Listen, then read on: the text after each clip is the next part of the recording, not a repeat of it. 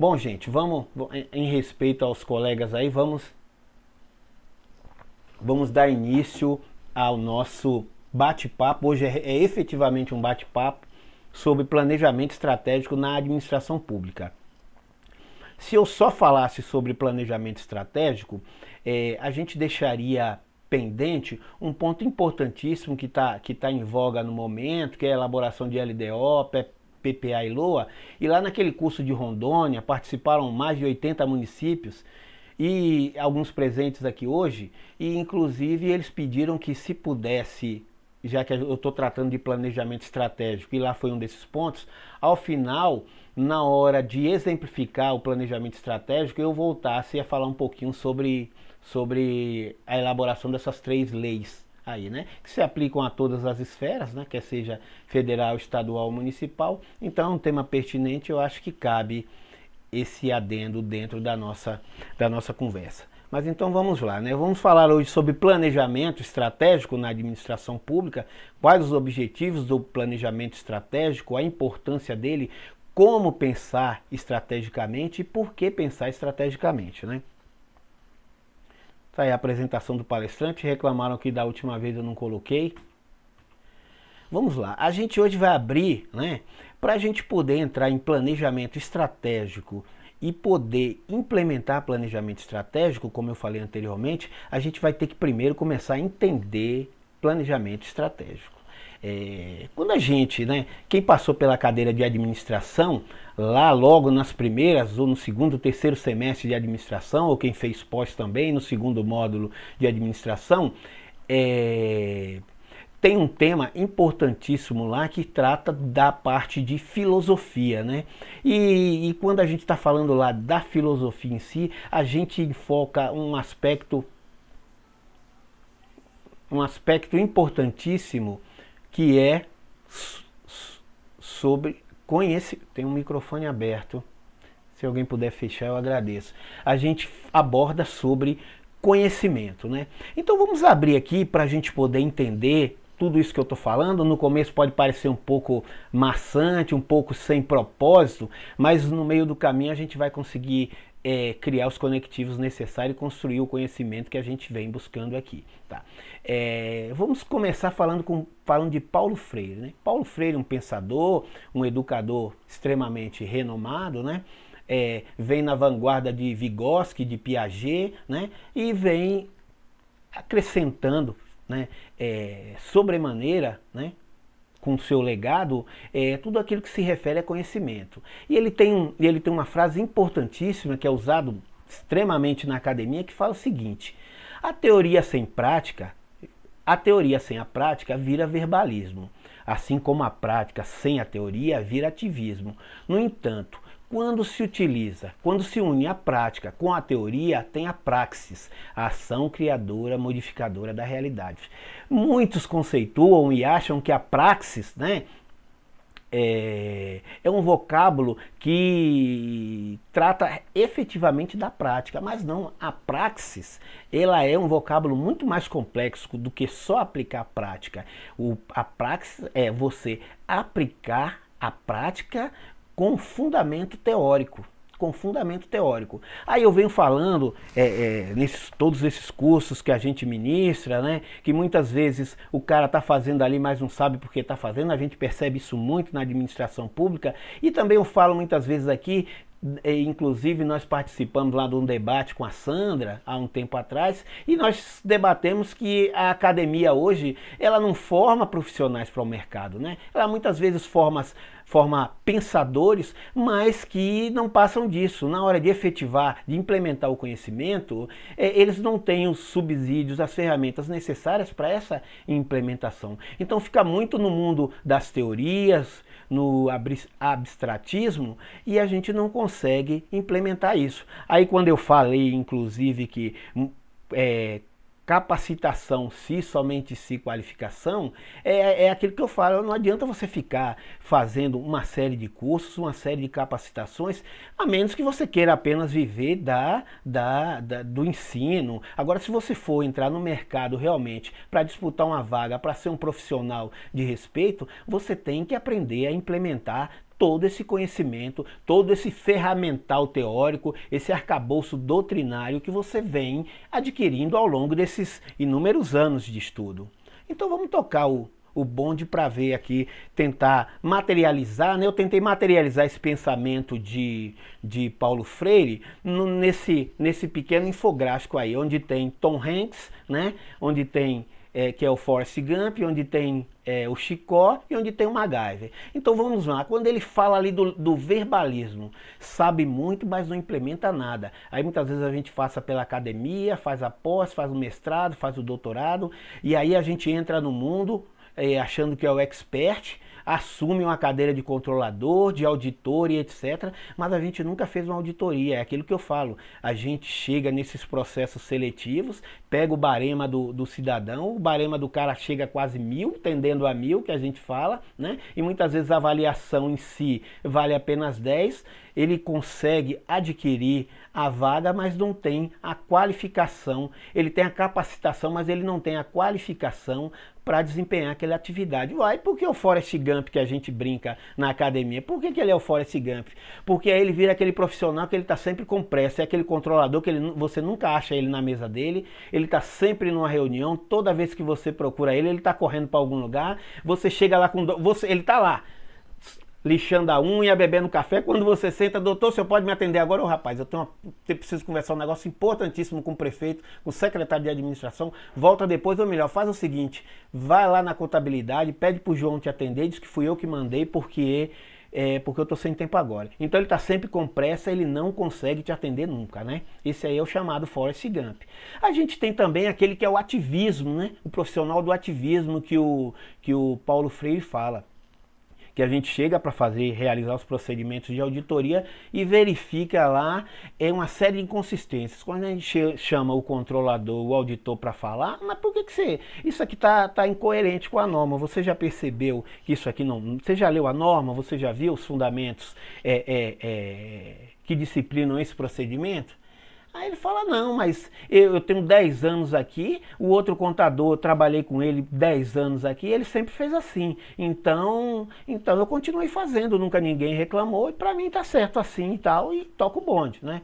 Então esse aí é aquele ativista, é aquele que muitas vezes é muito dedicado, mas ele segue reproduzindo o que passaram para ele, porque muitas vezes ele não tem tempo, não tem paciência ou até não tem disposição para se capacitar, para se qualificar melhor e para se atualizar, né? Porque a gente já falou na última apresentação, complementando lá a apresentação do coronel, do profissional de alto rendimento, que é aquele cara bom, que ele está sempre buscando informação, ele está sempre buscando qualificação para poder... Está sempre no ápice, na linha mais alta de disputa de vaga no mercado, é sempre o mais requisitado, o mais procurado. Por quê? Porque ele está sempre atualizado, ele está sempre, a network dele é extremamente eficiente, então ele não fica parado, é um profissional extremamente requisitado. E é aí que entra todo o fechamento que Paulo Freire fala ali, naquelas breves linhas sobre a praxis, que é justamente isso, sintetizando a praxis. O que é a praxis? A praxis, ela utiliza o conhecimento para planejar, né? Ou seja, você se capacita para poder ter conhecimento necessário para desenvolver a sua atividade. Mas só isso não é necessário. Com base nesse conhecimento e na habilidade que você vai buscar, você passa a executar os procedimentos com razoável qualidade. Mas isso não é suficiente ainda. É aí que cai lá no profissional de alto rendimento.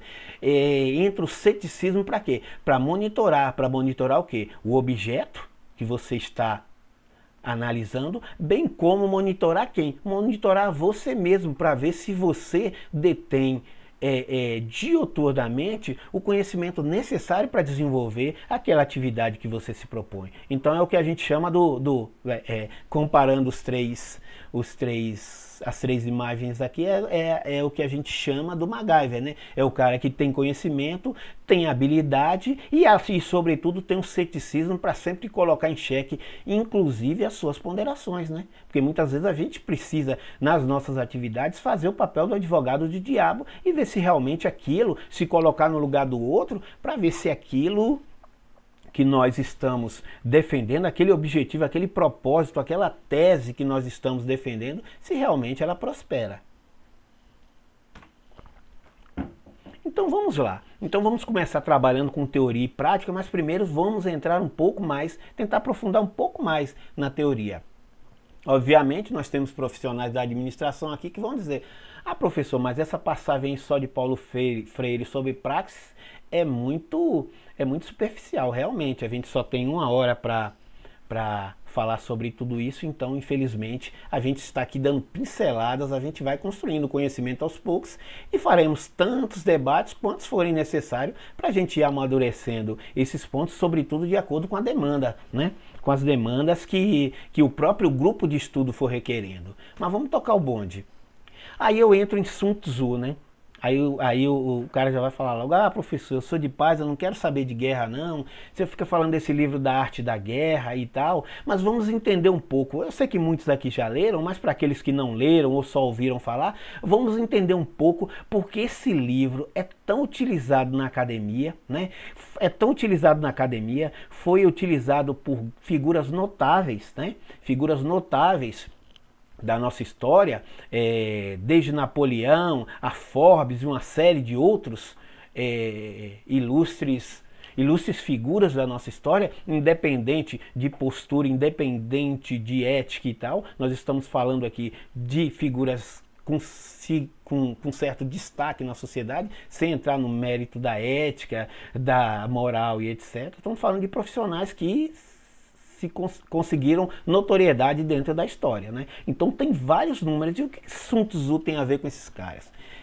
Eu peço que vocês atentem que eu dividi a frase em várias cores e depois a gente vai entender o que eu estou falando, né? Tá. Sun Tzu, ele dizia o seguinte: se você conhece o inimigo e conhece a si mesmo, não precisa temer o resultado de 100 batalhas. Se você se conhece, mas não conhece o inimigo, para cada vitória ganha, sofrerá também uma derrota. E ele também dizia: se você não conhece nem o inimigo e nem a si mesmo, perderá todas as batalhas. Sun Tzu, ele viveu de 544 a 496 a.C., ou seja, 2.550 anos aproximadamente, né? E contradizendo o que muitos dizem, que esse livro trata de duelos e de batalhas, uma das frases mais célebres de Sun Tzu era: a suprema arte da guerra é derrotar o inimigo sem lutar. E o que ele está falando quanto a isso aqui? Ele está falando de deter o conhecimento, de deter o poder da argumentação que a gente vê lá quando está estudando filosofia, né? Sobretudo em ciência política, que é o poder da argumentação, ou seja, você batalhar que a gente diz de forma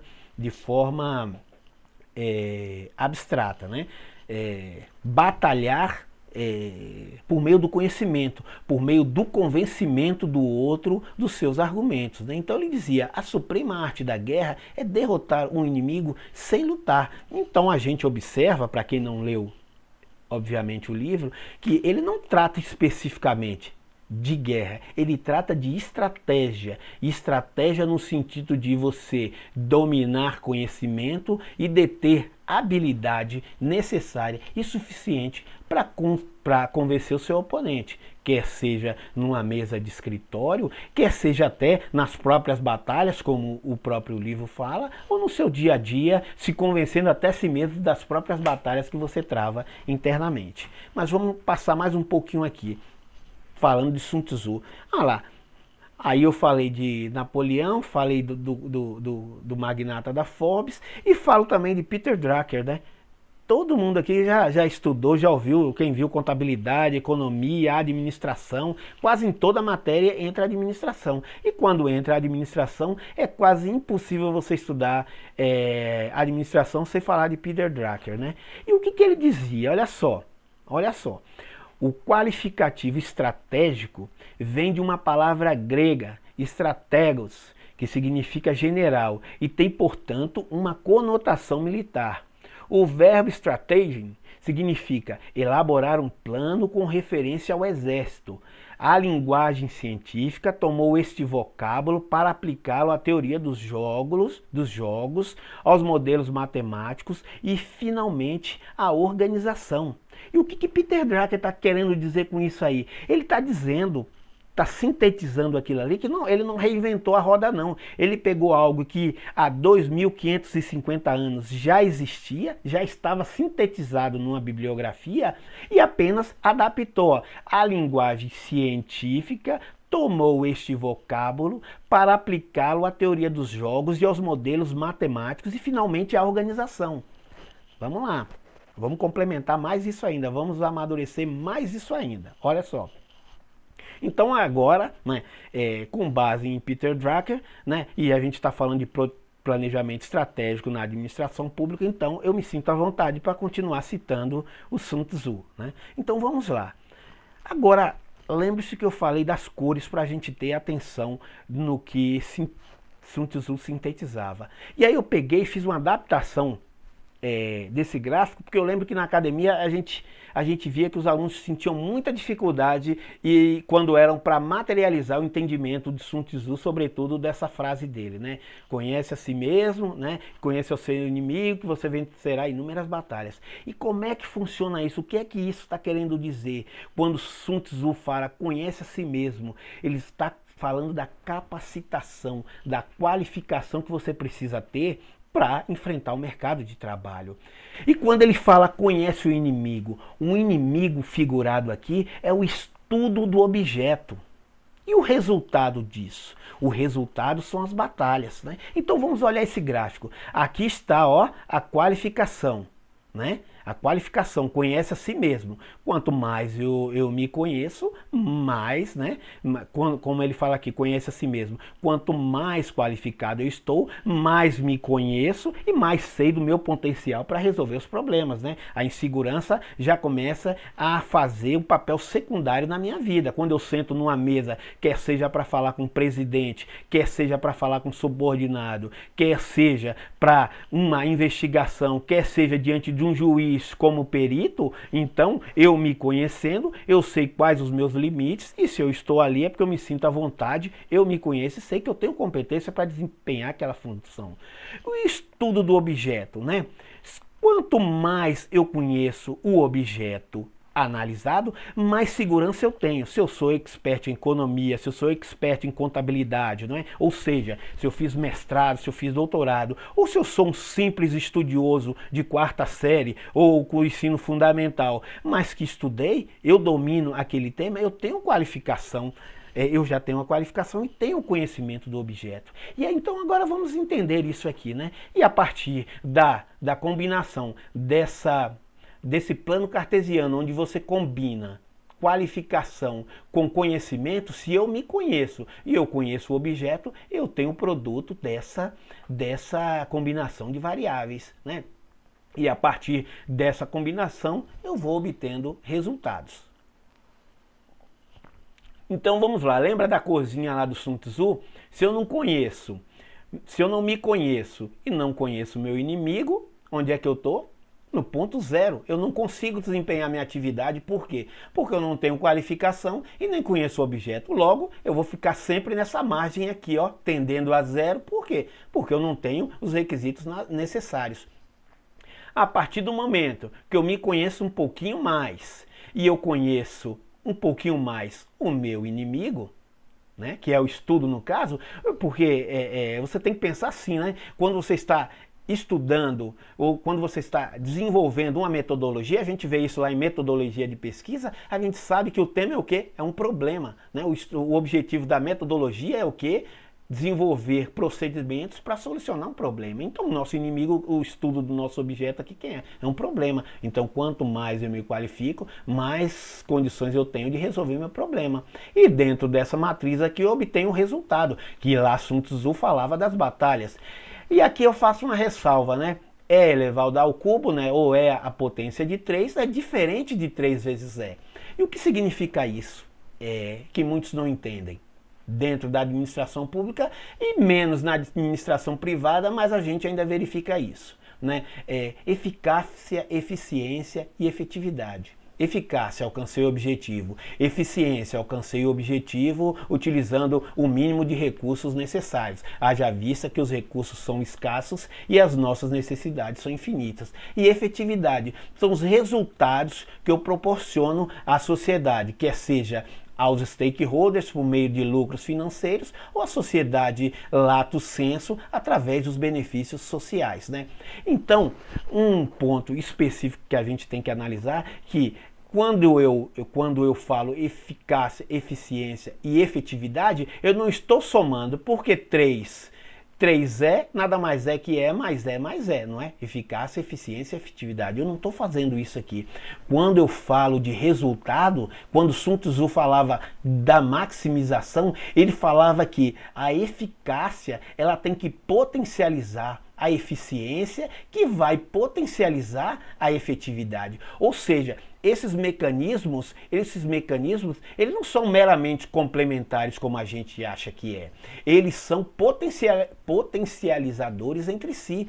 Por meio de eficácia, eu tenho que buscar a máxima eficiência e por meio da máxima eficiência, obviamente, eu vou conseguir uma maior efetividade. Então, olha só que interessante, gente. A gente pega aqui esse achado de Sun Tzu, 500 anos antes de Cristo, e quando a gente traduz, a gente vê que inúmeros estudiosos, e não é só Peter Drucker não, tem o Oliveira, tem uma série de outros notáveis estudiosos da administração pública que se baseiam até hoje, e nós veremos mais um pouco à frente, que eles se baseiam no que Sun Tzu já vinha falando.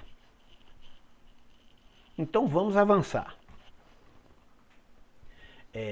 Entendendo o planejamento estratégico. Para você entender o que é planejamento estratégico, veja de que maneira Djalma de Pinho Rebouças de Oliveira e Peter Drucker, autores renomados em administração, conceituam. Oliveira afirma: planejamento estratégico é um processo administrativo para se estabelecer a melhor direção a ser seguida pela empresa, diante dos cenários identificados e atuando de forma inovadora e diferenciada. Para Drucker, o planejamento estratégico é um processo contínuo, sistemático, organizado e capaz de prever o futuro, de maneira a tomar decisões que minimizem riscos. E vamos entender isso aqui, olha só que interessante isso, né? Isso está lá no curso de planejamento estratégico da ENAP. Quem tiver tempo, é um curso gratuito, eu já fiz há algum tempo, né? Esses dias passei lá revisando, ele permanece, não teve alterações. É um curso muito interessante que eu recomendo para todos aqueles, não só da administração pública, mas também que atuam na administração privada, para entender um pouco isso aí. É um livro extremamente enriquecedor. Aí o dele está dizendo que já fez, né? Então tá. Então agora a gente começa já a deixar um pouquinho a parte conceitual da coisa para tentar implementar efetivamente o planejamento estratégico. Como planejar estrategicamente? Sun Tzu também fala. Olha só que interessante isso, e vocês vão ver que vocês já ouviram isso em algum lugar. Concentre-se nos pontos fortes, reconheça as fraquezas, agarre as oportunidades e proteja-se contra as ameaças. Alguém consegue fazer alguma inferência quanto a algum objeto de estudo da administração que a gente vê aí corriqueiramente no dia a dia? Vamos avançar aqui que a gente vai. Pontos fortes, fraquezas, oportunidades e ameaças. Tem uns tratam como SWOT, outros tratam como PFOA e tem uma série de outros nomes aí que a gente foi embonecando a coisa, 5S e não sei mais o que lá, mas que no fundo cai tudo na conta do Sun Tzu. Vamos lá. Aqui, ó, o que ele estava falando ali há 500 anos atrás, ó. Olha lá, ó, forças, né, os pontos fortes, fraquezas, oportunidades e ameaças. Então isso há 2.500 anos, isso já era apregoado e já era aplicado, gente. Então para você ver que é uma administração, é uma ciência milenar, como a gente pode perceber, e teve toda uma fundamentação ao longo desses anos, e é uma ferramenta tão consolidada que durante 2.500 anos ela vem sendo utilizada, né? A gente acaba criando dificuldade para vender facilidade, então apareceram uma série de outros nomes, né? Uma série de procedimentos, mas quando a gente vai mesmo, por isso que eu falo para vocês, é preciso construir conhecimento, porque quando a gente constrói conhecimento, a gente cria uma visão periférica da coisa, então a gente não se ilude mais com tanta coisa como a gente vê hoje em dia, né? Como a gente vê com os Apples da vida e etc. aí, né? Que acontece não só no mercado de produtos, mas também no mercado de serviços. Tem muita gente aí comprando S5, S6, S7, S8, S9, S10 todo dia, e é o mesmo serviço, só tá com nome diferente, gastando dinheiro aí com uma série de capacitações, com uma série de pós-graduações aí, que é a mesma coisa que há 2.500 anos está sendo falado. Então tenham atenção com isso, invistam o seu dinheiro na construção de efetivo conhecimento, né? Efetivo conhecimento.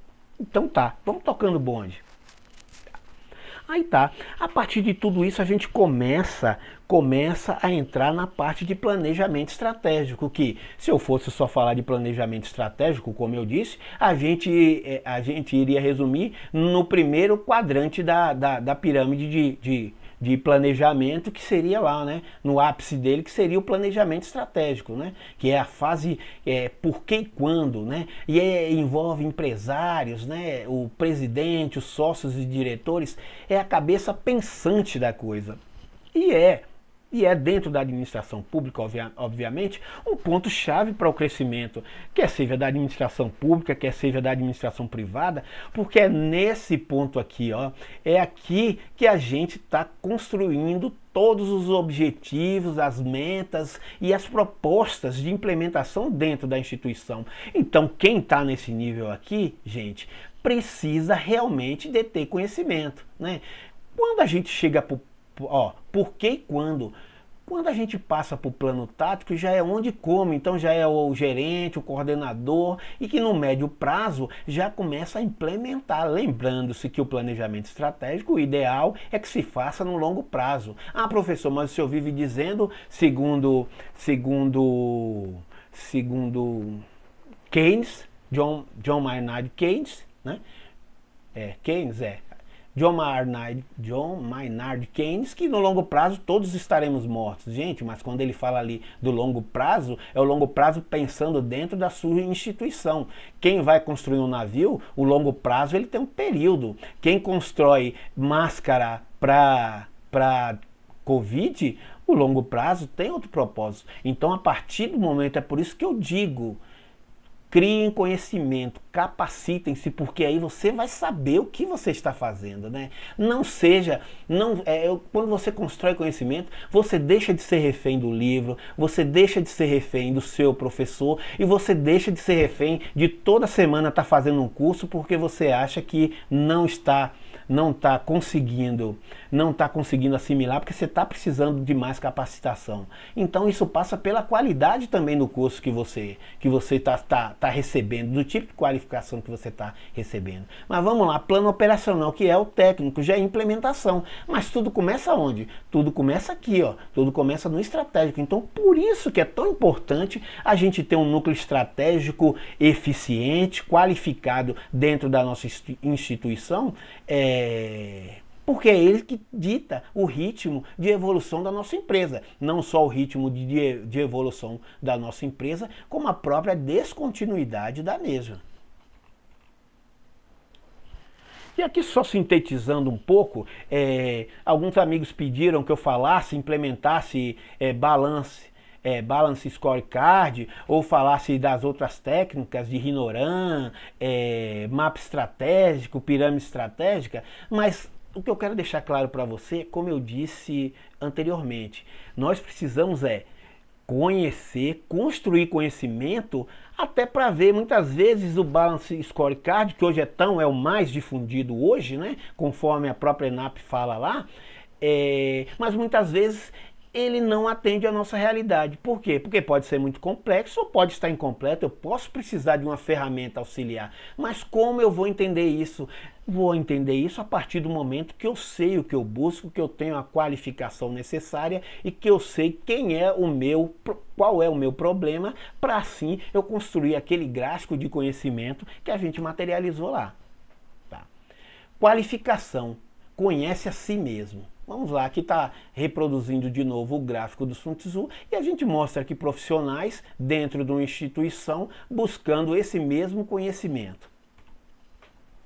E aí a gente chega na definição da equipe estratégica da administração pública. Quem participou daquele curso lá de Rondônia, viu isso com maior profundidade, mas aqui hoje a gente vai falar rapidamente, até porque o tempo voa, né? E eu quero deixar pelo menos mais uns 5 minutos aí pra gente bater um papo. É um aspecto imprescindível para a continuidade de qualquer empresa ou projeto, tendo em vista que por meio da equipe estratégica todo o plano de gestão é implementado. E quais são esses requisitos que a gente precisa, que a equipe estratégica precisa conhecer dentro da administração pública? Esses são os mínimos, né? Que a gente sempre fala, né? Ele precisa conhecer direito, contabilidade e economia, além da própria legislação. E além de tudo, ele ser proativo e descentralizador. Para a gente ser proativo e centralizador, primeiro a gente precisa conhecer aquilo que a gente está, aquele problema que a gente está tratando. E a gente só consegue ser descentralizador, isso é uma verdade, já foi comprovada por meio de uma série de estudos, a gente só consegue ser descentralizador quando a gente detém o conhecimento e a gente conhece, né, como disse Sun Tzu, a si mesmo, de tal maneira que a gente sabe que a gente disseminando conhecimento, a gente não vai perder o nosso cargo, a gente não vai tomar uma rasteira do colega. Por quê? Porque a gente chegou num estágio tão elevado de conhecimento e de profundidade, que isso pra gente já não é mais problema a gente repassar conhecimento. Por quê? Ah tá, ele me passou uma rasteira aqui, olha, aí você coloca lá num acato dessa da vida, ou coloca até no LinkedIn, que o povo fala que não funciona, mas funciona, aí você chega lá, no outro dia você vem lá, encontramos 200 propostas de emprego com as suas características, para você escolher lá. Então, por isso que eu falo, construa conhecimento, não seja refém de curso, não seja refém de professor, não seja refém da sua própria ganância, construa conhecimento que você vai passar a ser proativo e descentralizador dentro das suas atividades. Obviamente que em determinados momentos você não pode descentralizar, por quê? Porque o seu staff não detém competência necessária para desempenhar aquelas atividades que você pensa em delegar. E aí cai naquilo que a gente fala do mnemônico, do DEAC ou do DECA, né? Direito, Economia, Administração e Contabilidade. Cada letrinha dessa, ali materializada embaixo, preciso cumprir a legislação, aplicar com eficiência os recursos escassos para obter efetividade. Portanto, planejo com sabedoria minhas ações e, finalmente, registro, analiso e controlo receitas e despesas. Pronto. Temos as outras disciplinas? Temos, mas são pontos específicos. Isso aqui é o ponto que é o conhecimento mínimo que a equipe estratégica precisa deter para poder desempenhar a sua atividade. E aí a gente falou lá no curso sobre os cargos estratégicos, falamos do procurador, do secretário de planejamento, do secretário de administração, do controlador, do secretário de finanças, que são peças-chave essenciais na equipe estratégica de uma estrutura de governo. Eu estou correndo um pouquinho, que eu estou vendo que já falta só 10 minutos, infelizmente, 15 minutos, né? Para mim o papo tá bom, se deixar eu falar a noite toda e eu acabo me perdendo realmente no tempo, né? Não consegui ser tão metódico quanto o Coronel Leonardo, que mesmo com todos os intempéries, com os contratempos, conseguiu cumprir religiosamente o prazo dele, mas vou correr aqui para dar tempo, né? E nós temos também os cargos estratégicos de atividade fim, que está lá em saúde, educação, né, transporte, turismo, né? Que muitas vezes, não coloca qualquer, ele fazia viagem de passeio de barco lá e coloca muitas vezes a cidade turística e coloca um cara desse lá para assumir um cargo de tanta responsabilidade. Se você não tiver alguém que conheça de marketing para divulgar sua cidade, que tem uma equipe boa de produção, de prospecção, de divulgação e tal, a sua cidade não vai evoluir com o Zezinho da Canoa lá. Então a gente precisa ter muito cuidado. E olha que eu estou falando da parte de turismo, né? Que muitas vezes a cidade tem outras potencialidades que não só essa, né? Mas agora imagine, se para o turismo lá você precisa de um profissional qualificado, imagine para a saúde, para a educação, para a administração, para finanças, né? Então a gente precisa mudar esse ranço ainda do patrimonialismo, né? Que a gente assume a administração e a gente vê toda hora isso aí na mídia, né? O meu, na verdade não é seu, você é um reles representante da sociedade que em breve, com fé em Jesus Cristo, você passará, quer seja prefeito, quer seja deputado, senador, governador, presidente, dono da lua, seja quem for, não é isso? Vai passar, né? Vai passar. E aqui a gente enfatizou, né, porque o curso era voltado para controladores, né, então a gente enfatizou, né, a responsabilidade do controlador e do auditor assumir efetivamente seu compromisso diante da sociedade, porque eu ainda falei lá que que o controlador está para o município, assim como o STF está para a Constituição. Então é importante que você detenha conhecimento.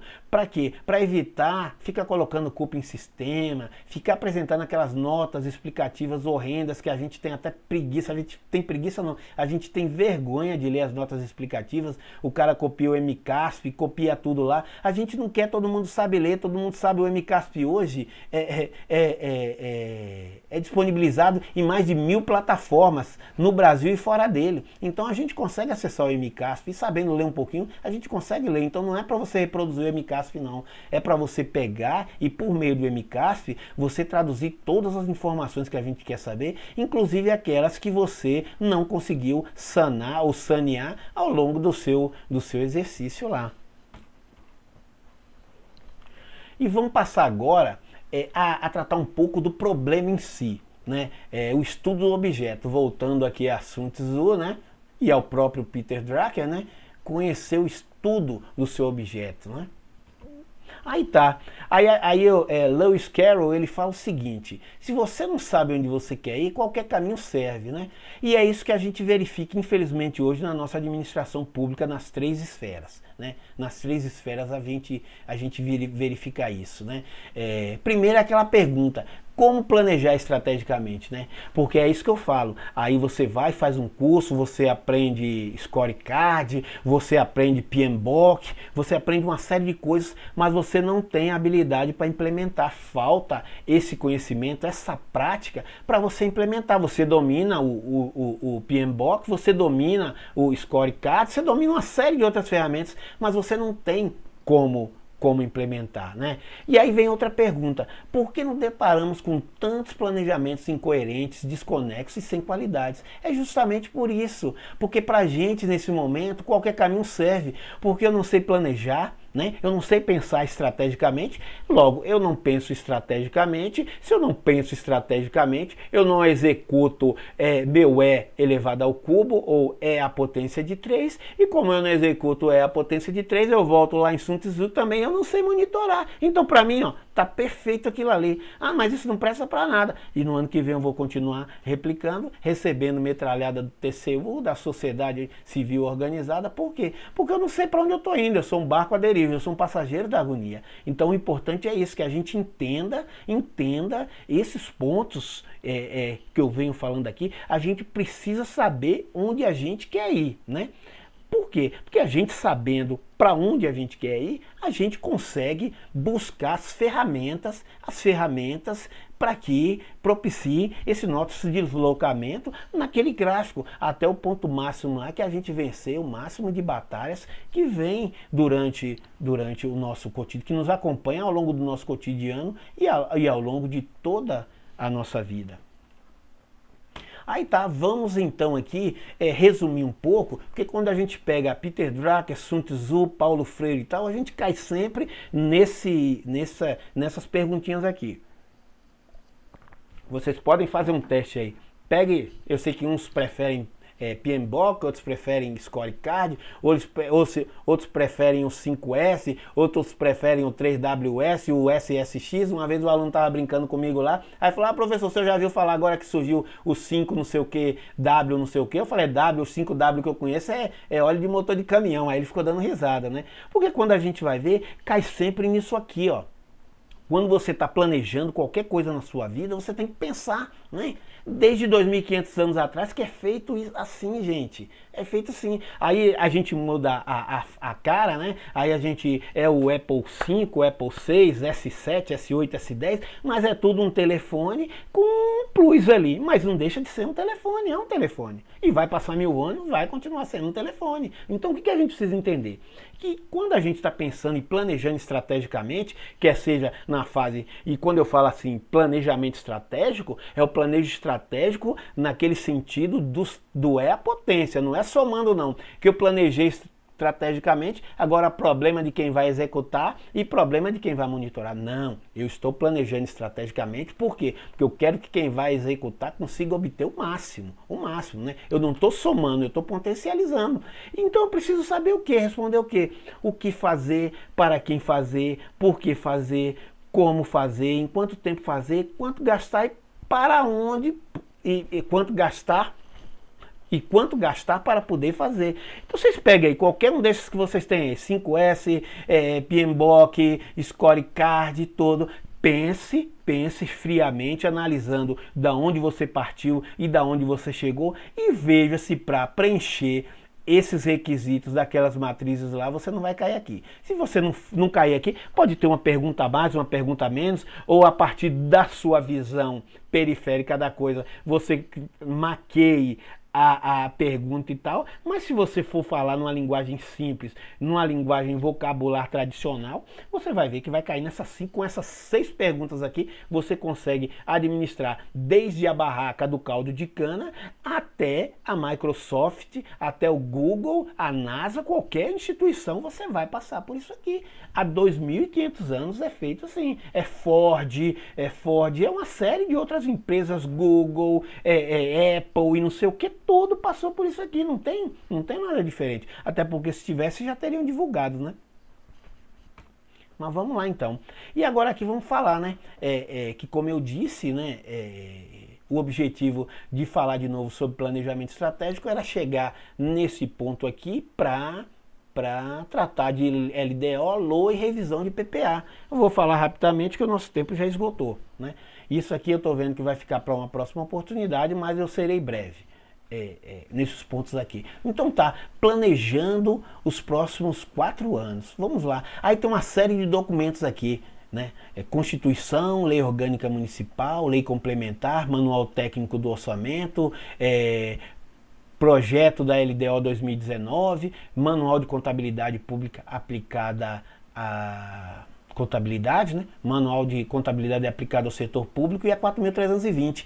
E aí eu pergunto, e depois quem segue esse roteiro aqui, quer seja na administração, na esfera municipal, estadual ou federal, segue exatamente esse roteiro aí, ou que acrescenta alguma coisa a mais, ou se justifica por que não usa, depois responde aí na hora das questões, a gente pode até conversar mais. Porque, gente, é o que eu falo, isso aqui é o requisito mínimo, isso aí é o mínimo necessário, porque você ainda tem que pegar, além da lei orgânica, você tem que pegar todos os decretos, você tem que ver a Constituição estadual, muitas vezes, não só a federal, então tem uma série de outras coisas. Então, isso aqui é o requisito mínimo para você poder começar a trabalhar com LDO, LOA e revisão de PPA. Isso é o mínimo, além de deter os conhecimentos necessários para a implementação dessas ferramentas. Então, se você hoje planeja LDO, LOA e PPA e não utiliza essas ferramentas aqui, quer seja no curto, médio ou longo prazo, você vai perceber, e quanto mais você estuda, mais necessidade você vai tendo de conhecimento e mais visão periférica você vai obtendo, você vai começar a você mesmo descobrir que o seu trabalho não está da forma que você acha que deve ser. É só fazer um teste. Então vamos lá, vamos tocar mais um ponto aqui. Outra coisa que a gente percebe nas documentações que a gente recebe de LDO, LOA, PPA, nos próprios cursos, quando a gente começa a falar de LDO, LOA e PPA, que a gente entra nessas variáveis que são consideradas. Então ali eu mostrei o quê? Eu mostrei a base legal, né? Você precisa ter base legal, né? Você precisa considerar variáveis, então você trabalha com base legal para obter o conhecimento. Você busca as primeiras variáveis para o quê? Para poder montar o seu gráfico. E a partir do seu gráfico e das suas demandas, você começa a projetar a sua reta de produção, que obviamente tende a ser ascendente, né? Então tá, aí volto a perguntar para vocês, na elaboração de vocês aí do LDO, PPA e LOA, quem é que tem considerado o desemprego? Ah, professor, o que desemprego tem a ver? Ué, se você é um estado, você vive de tributo, né? Se, sobretudo, vamos lá, vou dar enfoque só no município, mas obviamente interfere em todas as cadeias produtivas. Se você é do município e agora com essa crise de pandemia aí, 90% da sua população desempregada vivendo do auxílio emergencial, será que vai entrar dinheiro será que você vai receber pela prestação de serviços aí? Por exemplo, o pessoal profissional autônomo, será que vai ter dinheiro para estar pagando as taxas de ISS e tal? Pergunto mais, será que eu vou deixar de alimentar meu filho para pagar o IPTU da minha casa, gente? Será que isso vai acontecer? Óbvio que não. E você está considerando isso nos seus riscos lá na LDO, né? Porque lá na LDO você tem que prever riscos, né? Pirâmides da necessidade, né? Eu falei de Maslow lá no curso de Rondônia. Será que a gente está considerando Maslow nos nossos projetos, né? Porque veja na pirâmide de Maslow, a base da pirâmide são as necessidades fisiológicas. Eu preciso comer, beber e etc, né?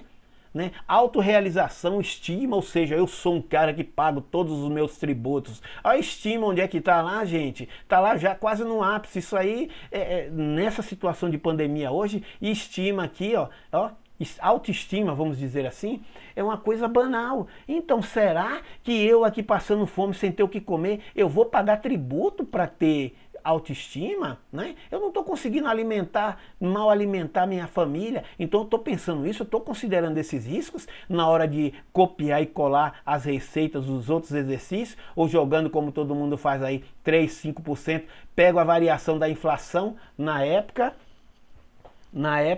Patrícia está falando alguma coisa aqui, daqui a pouco a gente conversa, Patrícia, só um minutinho. Né? E será que eu vou fazer tudo isso? Balança comercial, né? Será que a balança comercial não interfere? Né? Será que eu produzo minério na minha região? Será que eu importo, que eu exporto, etc? Eu estou considerando isso? Fatores imponderáveis, coronavírus e tal, né? Impactando diretamente na minha estrutura, limitação técnica operacional. Eu estou dizendo que eu vou construir 50 creches, eu tenho um setor de obras qualificado, eu tenho estrutura operacional para tocar 10 licitações, um pacote de 50 milhões, eu tenho fiscal para isso, eu tenho competência, eu tenho qualificação, eu tenho estrutura, eu tenho terreno, porque isso aqui também tem que estar lá no PPA. Será que eu tenho os terrenos para as creches, que lá no Ministério das Cidades a gente vivia liberando dinheiro para creche, construção habitacional, e quando chegava na hora lá o cara não tinha, fechava praticamente o pacote todo. Quando a gente ia visitar para ver se ele tinha um terreno, ele não tinha um terreno, né? PIB, será que eu estou considerando o PIB, o crescimento do PIB e todos os reflexos do não crescimento do PIB dentro das minhas variáveis de estudo? Então, é isso que a gente precisa ver. Se a gente não está considerando isso aí ainda dentro das nossas propostas, eu acho interessante, eu acho até imprescindível que a gente comece a observar, sobretudo se a gente quer ser aquilo que eu falo sempre, um profissional de alto rendimento, um profissional qualificado, um profissional competitivo dentro do mercado, ou seja, aquele MacGyver que toda instituição quer, que o dia que o cara falta dentro da instituição parece que o mundo acabou, porque é ele que resolve tudo, ele tem a solução, ele que tem efetividade na adoção de providências. Então é isso que a gente tem que buscar ser na nossa vida, dentro da instituição privada e sobretudo dentro da instituição pública, porque nós defendemos interesses outros ali, desde o faxineiro até o prefeito ou o presidente, a gente está ali defendendo interesses de terceiros, né? Então até por princípios éticos, quando a gente administra o que é nosso, a gente faz o que quer. Agora, quando a gente está administrando bens de terceiros, eu acho que no mínimo a gente tem que ter respeito por essas pessoas. Até porque muitas vezes a gente colocou o prefeito lá, mas não colocou o controlador, não colocou o administrador, não colocou o secretário, e no final das contas é a gente que paga essa terrível conta que a gente está vendo aí, né? E outras coisas, só para finalizar, não vou entrar nesses detalhes aqui, porque até são mais pontuais, eu só deixei mesmo para recapitular, né? Entra a parte técnica da coisa. Eu falei da parte legal, eu falei das variáveis que influenciam nesse processo de elaboração dessas normas tão importantes, né, para o desenvolvimento do mundo, do município, do estado, do país e do globo em si, né? Isso é importante, planejamento sendo aplicado dessa forma, mas a gente precisa ter conhecimento. Muitas vezes o cara está ali elaborando a LOA, o PPLDO, ele não sabe o que é superávit, ele não sabe o que é déficit, não sabe o que é excesso de arrecadação, não sabe o que é economia de despesa, não sabe o que é excesso de despesa, usa termos equivocados, a gente começa a estudar a proposta orçamentária dele, aí a gente começa a ir e voltar, porque a gente fica dúvida, porque ele cita termos equivocadamente, que a gente fala, não, mas ele falou lá que insuficiência de arrecadação, mas isso não é insuficiência de arrecadação, isso é déficit, é outra coisa completamente diferente. Então a gente precisa conhecer a si mesmo, né? Conhecer o objeto e conhecer, sobretudo, as variáveis que influenciam no objeto,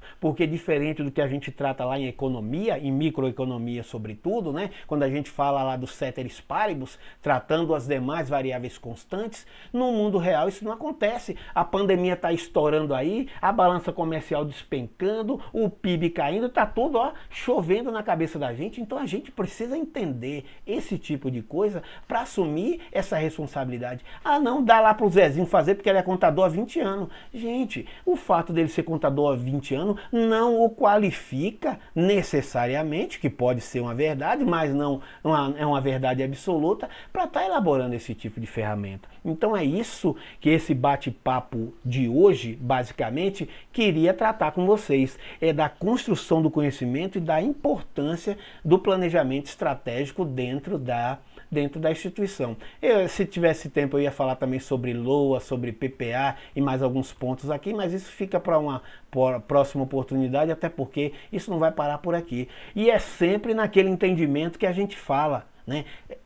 Sempre lembrando de Martin Luther King. Se eu não posso fazer grandes coisas, eu posso fazer coisas pequenas de forma grandiosa. Não importa se você é o varredor de rua, se você é o cara que serve café, ou se você é o notável controlador geral da União, não importa. Você tem que fazer o seu melhor, independente se para terceiros o que você está fazendo é uma coisa pequena, mas se você fizer a limpeza do banheiro, se você servir o cafezinho com qualidade, você vai ser respeitado por aquilo ali. Não, fulano de tal faz aquele trabalho, mas ele faz com qualidade, diferentemente do que a gente percebe dentro da administração pública hoje em dia. Então é isso aí, agora eu passo a palavra a vocês aí. Peço desculpas pelo tempo, né? Agora acredito que eu tenho um crédito porque eu deixei 15 minutos aí para tentar alcançar aquelas pessoas que não conseguiram chegar a tempo, mas eu deixo a palavra aberta aí, sobretudo a Patrícia, que ela fez uma ponderação. Eu gostaria que você repetisse aí, Patrícia, para a gente, até expondo seu ponto de vista, se for possível.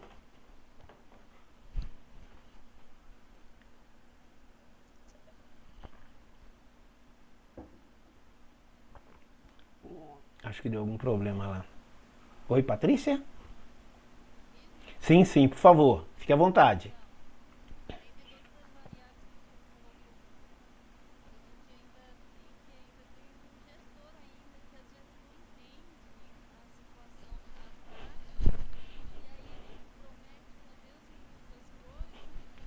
É verdade.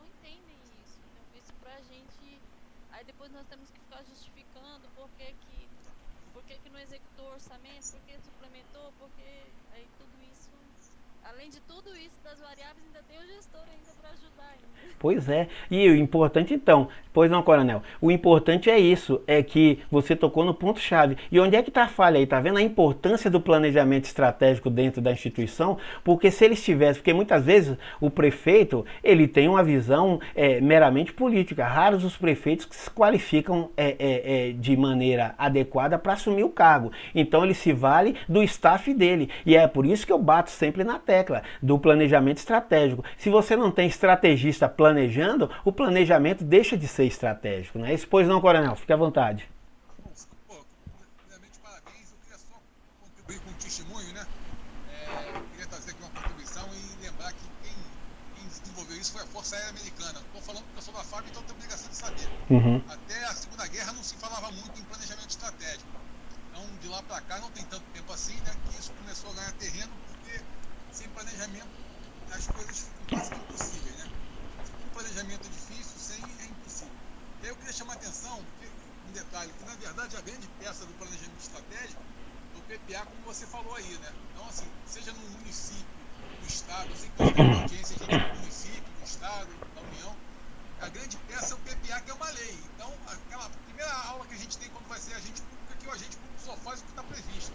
E o PPA é uma Perfeito. lei que obriga todo mundo. Então, se você é secretário de Educação, secretário de Saúde, e vai fazer o planejamento estratégico da sua secretaria, ele não pode bater de frente com o PPA, que é uma lei, entendeu? E às vezes você percebe um órgão fazendo um planejamento estratégico, nível secretaria, nível qualquer outra estrutura, que não está alinhado com o PPA. Então, o PPA, como é lei, ele dali para ele dá a proa, digamos assim, né? E temos que lembrar que o que se planeja repercute no lado orçamentário. Então, na verdade, tudo aquilo que a gente colocar ali vai repercutir na LOA, vai repercutir no aspecto orçamentário. Então, é que nem na nossa casa. Ah, vou tocar de carro, vou comprar uma casa de praia, mas peraí, cadê o orçamento para isso? Então, o seu devaneio tem que estar sempre limitado na perspectiva orçamentária. Aí a gente vai buscar no Sun Tzu, como nosso amigo que você falou, grande companheiro da caserna, né? A gente está sempre citando ele. E você tem que conhecer a si mesmo. Conhecer a si mesmo é saber o tamanho da sua perna, até onde você pode colocar o chapéu. Ah, não, que eu vou ser prefeito, eu vou construir 10 praças, vou construir 10 UPAs. Peraí, de onde tu vai tirar essa grana? Então, assim, tem que conhecer a si mesmo, como dizia o Sun Tzu, para você não dar o passo mal que a perna. Então, só chamar a atenção disso, que a gente às vezes pensa no nosso planejamento de seção, de divisão, de secretaria, e não podemos esquecer que quem dá o batente é o PPA, que por sua vez não é uma peça que cada um faz do jeito que quer. Está na Constituição, artigo 165, você fica preso ao que está ali, entendeu? Então é o seguinte, assumir a Secretaria de Saúde do meu município, assumir um setor, olha o PPA do seu município e ver qual é a direção que ele está apontando. É só dar esse testemunho que a gente mexe com isso aqui, então é muito comum cada um fazer o seu planejamento, mas sem se preocupar com essa hierarquia que deve existir. Tá legal? Só isso aí. Perfeito. Pois não, Ronieri, Sandra, ou quem desejar aí, grande deles, que sempre contribui também. Não, eu queria contribuir que o seguinte, na verdade, quando a gente fala de planejamento estratégico, a gente tem que lembrar que não vale só para o serviço público, vale também para a nossa vida pessoal. Sim, Porque perfeito. aí a gente começa a ver que temos diversas pessoas endividadas com consumo elevado, não é porque que ganha mal, e sim porque gasta mal, né? Eu participo de um grupo no Facebook que todo dia eles perguntam para o governador, e o consignado? Aí eu falei, gente, mas para que tu quer o consignado, cara? Tu quer o consignado é pagar, porque você... porque eu quero fazer umas coisas. Não, cara, compra e compra. Então, assim, eu acho que a administração pública, de maneira geral, espelha o cidadão. E nós temos o mau hábito de gastar mais do que tem. E aí a gente está vendo nessa questão da pandemia, né, desse problema todo, o número de pessoas que não tem poupança, que nunca pensou no futuro. Verdade. Né? Então, e tem uma ilusão, né? Tenho estudado um pouco isso, por exemplo, a questão que a gente fica falando, casa própria. Cara, quem ganha quem ganha com a questão da casa própria é o próprio governo. Porque você compra uma casa própria para pagar em 30 anos, do qual a quantidade de juros que você paga é assustador. Então, eu acho que a gente tem que começar, enquanto cidadão, a parar e a pensar e a olhar as coisas. Não sair acreditando aí de tudo que é mole, não é mole não, sabe? E aí é fazer conta. E com relação à administração pública, eu acho essa questão do PPA, que faz o Coronel Leonardo também faz o PPA, mas não cumpre o PPA, cara. Porque faz um PPA de peça fictícia, que é isso aí, vou construir 10 UPAs. Tá. E aí faz uma maquiagem do dinheiro, e aí depois começa a fazer as mobilizações no orçamento, que é um grande problema. Então eu acho que a gente, enquanto cidadão que está lá, enquanto funcionário público, eu não trabalho nessa área, mas acho que as pessoas que trabalham nessa área, enquanto cidadão, deviam começar a reclamar. Olha só, isso aqui não vai dar certo. E a gente tem que... E uma outra coisa que me incomoda muito do PPA é que ele é feito para 2 governos. Verdade. E aí acho que você tem que lembrar, porque é o seguinte, se você não vai ficar ali naquele posto os 4 anos, o prefeito seguinte ou o funcionário seguinte vai te xingar. Falar, mas aonde estava esse funcionário que não olhou, que não orientou, né? Então eu acho que a gente, enquanto os funcionários públicos deviam ter mais assim não digo que eles não tenham, eu sei que é difícil, né? Porque o chefe, né, Coronel Leonardo, né, tem que fazer, né? Mas a gente tem que discutir tecnicamente, será que não? Ô Sandra, agora tem um ponto importantíssimo nisso aí, né? Por quê? Porque quando eu estou lá elaborando minha proposta de governo para concorrer à prefeitura e tal, eu sou obrigado a publicá-la e registrá-la, né?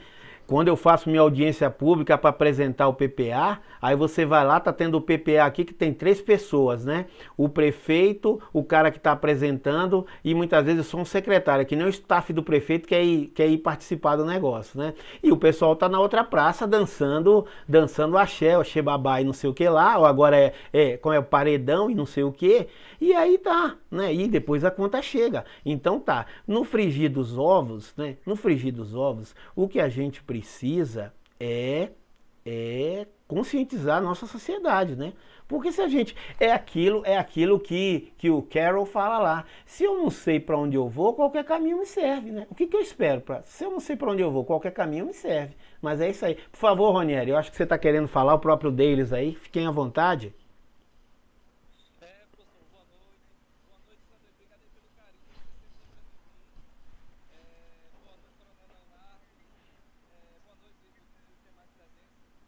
Só assim, eu fico feliz sempre que você trata assim de planejamento, porque agora eu fico triste porque é muito curto tempo, né? Eu acho que você poderia entender um pouco mais essa questão do planejamento, que é um tema sempre que é gostoso de trabalhar. E assim, a gente vê o quanto, com as coisas de exploração, a gente vai vendo o quanto a gente se prepara ainda na administração pública e até mesmo empresas privadas com essa questão de não levar o planejamento a sério, de não fazer com que o planejamento aconteça. É bom sempre quando a gente vê esses bons exemplos, porque a boa administração também era isso. Quando a gente vê assim uma pessoa levando tão a sério, levando essas palavras que o senhor abordou, eu fiquei feliz também com os exemplos que você estava dando dos doutores, do MacArthur, do Giló, entre outros. Mas é a pura realidade aquilo ali, Rony. Mas, por favor, continue. E assim, a gente fica feliz. É só você procurar dentro de uma instituição que você já passou, por aí, que você vai encontrar tanto o MacGyver, quanto o Chicó, quanto o Forrest Gump. Eu mesmo, Forrest Gump, como eu mexo mais com staff mais elevado, o que mais a gente encontra dentro das instituições é o Forrest Gump. A gente chega para fazer auditoria na segunda, sai na sexta, e tem vezes que a gente não consegue falar com o controlador, cara. Você tá entendendo? Eu falei, aí eu sou obrigado a deixar registrado, né? Que causa a minha espécie um controlador que exerce cargo de dedicação exclusiva não permanecer no mínimo 1 hora do efetivo, da carga horária de trabalho de 8 horas diária, né? E eu deixo, e você sabe que eu deixo, você me conhece, você sabe que eu deixo, né? Eu faço questão de deixar lá, que em 40 horas de trabalho tive apenas contato com um excelentíssimo senhor doutor controlador, 1 hora. Que foi no dia da chegada lá, que nego faz bolo, faz tudo isso, achando que auditor passa fome, é bolo, é café, não sei o quê, e aí a gente nem vai porque a gente é impedido de participar, e você sabe disso, né? Acho que a gente chega lá passando fome, que é tanta coisa pra gente comer, ou então tá envenenado, quer matar o cara, né? Mas por favor. É. Bom, gente, então é isso.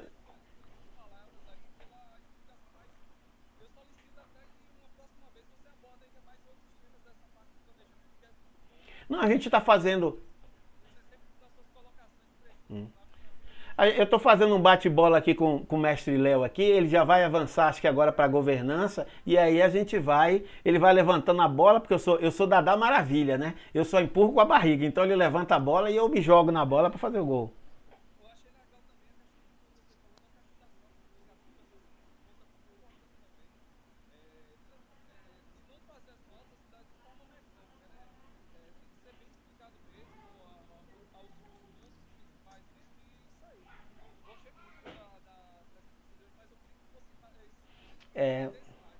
Tá certo então. Bem, pessoal, alguém quer fazer mais algum esclarecimento, mais alguma pontuação? Pois não, mestre Léo? Queria só arredondar aí, fazer um comercial da aula de gestão de risco. É o seguinte, o que se quer no final das contas, o que se busca é alcançar o objetivo. Então você planeja para alcançar o objetivo. Mas infelizmente, né, tem até uma frase que é clássica, né, no meio militar, é que nenhum planejamento resiste ao primeiro tiro, né? Começou a guerra, você planejou, começa a dar fúria. Então não tem jeito. Então você sabe que aquele teu planejamento não vai só ele te levar ao alcance do objetivo, porque vem as incertezas aparecem. E aí, para você vencer a incerteza, não basta ter um planejamento, você tem que ter um planejamento associado à gestão de risco, né? E também é que não pode falar, se você contratar o Lewis Hamilton, o melhor piloto do mundo, para ele dirigir para você, se você der a direção errada, ele vai te levar para o lugar errado, mesmo ele sendo o melhor piloto do mundo. Então, se você tem um bom gestor, tem um bom secretário, tem um bom staff, mas infelizmente o planejamento apontou numa direção que não é melhor, vai dar zebra. Então, assim, é importante que o planejamento aponte na direção certa, né? Mas ele sozinho não vai conseguir. Tem que ter a gestão de risco também. Só para juntar a nossa contribuição com a de hoje. Tá legal? Então é só isso aí. Muito obrigado. Bom, gente, então, felizmente acabou. Felizmente para uns, infelizmente para outros. Então, agradeço mais uma vez a participação de todos e a gente vai trabalhando nisso aí. Rony, sua apresentação está chegando, não é? De dívida ativa, né? Tá lembrado disso? Sandra, precisamos que você entre com um tema social aí que mais lhe apeteça. Vamos falar de cidadania. Pronto, Sandra. Então, Sandra, agende logo isso aí, vamos depois bater um papo aí, para você, porque esse é um tema importantíssimo e ele trabalha em paralelo com tudo isso, porque se você não é cidadão, você não consegue ser estrategista, né? Você não consegue ser planejador, você não consegue sequer participar do meio em que você vive, né? Porque você vive à margem disso, né? Infelizmente, uns por opção e outros por desígnios, sei lá de quem, você acaba ficando fora do contexto. Mas é isso aí então, muito obrigado, boa noite a todos. A Kelly, a Marina, a Daniele. O grande problema no Brasil é o desconhecimento. Pois é. Como dizia Chico, só sei que foi assim. Aí eu sei que você. Mas só para. Quando você começou capacitação, né? Uhum. Isso é uma grande questão no Brasil, porque não adianta a gente fazer a capacitação se você não aplicar aquela capacitação. Correto. Verdade. Isso serve para tudo, mesmo que seja para fazer uma redação. E virou uma indústria, né? E a capacitação, infelizmente, virou indústria, né? No meu tempo, eu apanhava de régua porque Dona Chiquinha queria que eu aprendesse. Hoje em dia, não. Hoje em dia, virou uma indústria. Se você vai aprender ou não, meu amigo, não é problema meu. Ah, vou fazer 2 horas antes de ir pra praia. Tome 9,5 porque foi pra praia. Se não tivesse ido pra praia, você ganharia 10. Mas foi pra praia, tá ruim. Mas você não vai perder uma estrelinha, né? Funciona assim agora. Aí quando você sai pro mercado, cheio de títulos, parece aqueles generais da Segunda Guerra e não consegue, não sabe nem destravar a pistola para dar o tiro, né? Você é um general que não sabe destravar a pistola para dar um tiro. Mas é isso aí então, gente. Boa noite, fiquem com Deus mais uma vez e muito obrigado. Parabéns, professor. Obrigado. Valeu, fiquem com Deus. Boa noite.